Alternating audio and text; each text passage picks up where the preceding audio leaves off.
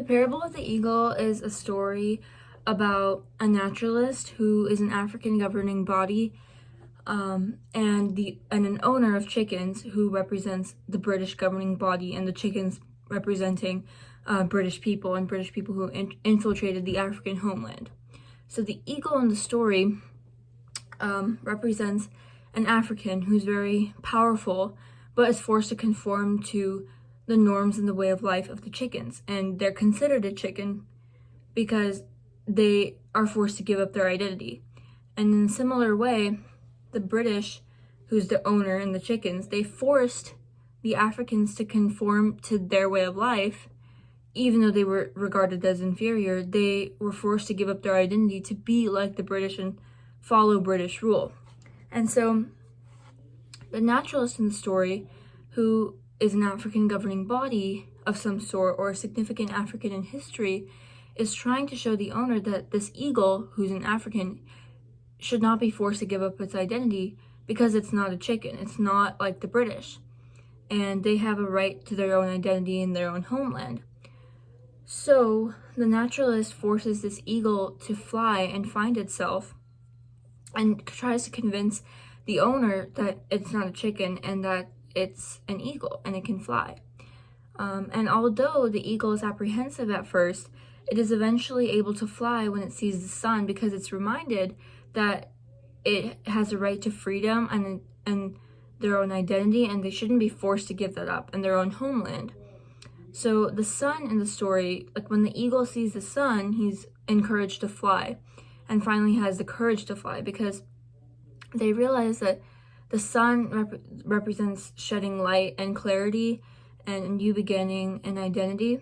So when the eagle sees the sun, they're immediately pushed to fly towards their freedom, away from the chickens, away from the owner of the chickens, away from the British and the European governing bodies in general, because the Africans have found their identity and their rights to their land.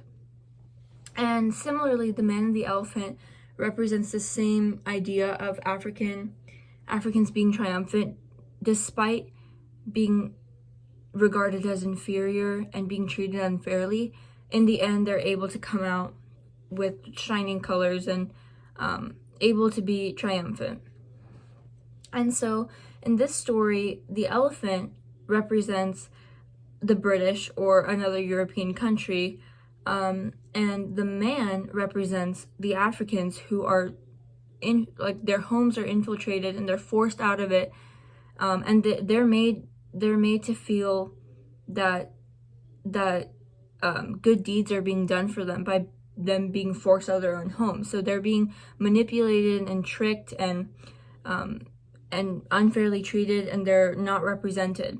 And so in this story, when the man offers his hut to the elephant to share, the elephant takes advantage of the man, who is the African, and forces the man out of the hut completely for their own benefit.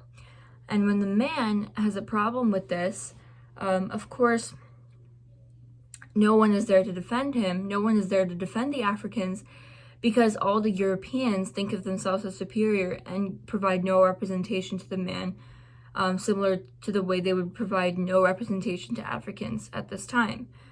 So when the lion, who represents another European governing body,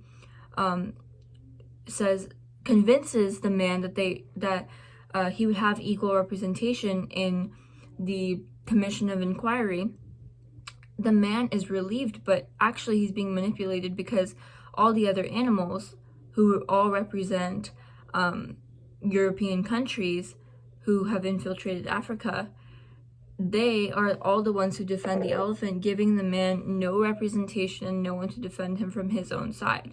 So he's forced out of his home, and every time he tries to build a new home, all the other animals take his home, because that represents how no matter what the Africans tried to do, even if they were right, they were always wronged, because they had no one to defend them, and all the European countries would come crashing down on them to force them out of their own rights.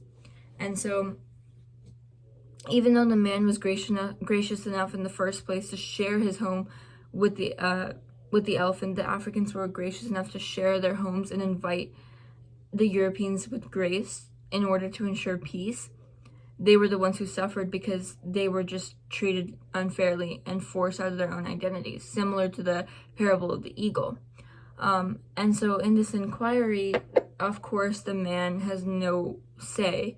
So he's forced out of his home, and every time he tries to build a new one, the Europeans or the animals come and take it and infiltrate. But in the end, like the other story, the African is triumphant because he outsmarts the other animals. He outsmarts the Europeans because he builds a larger hut in which they all fight over.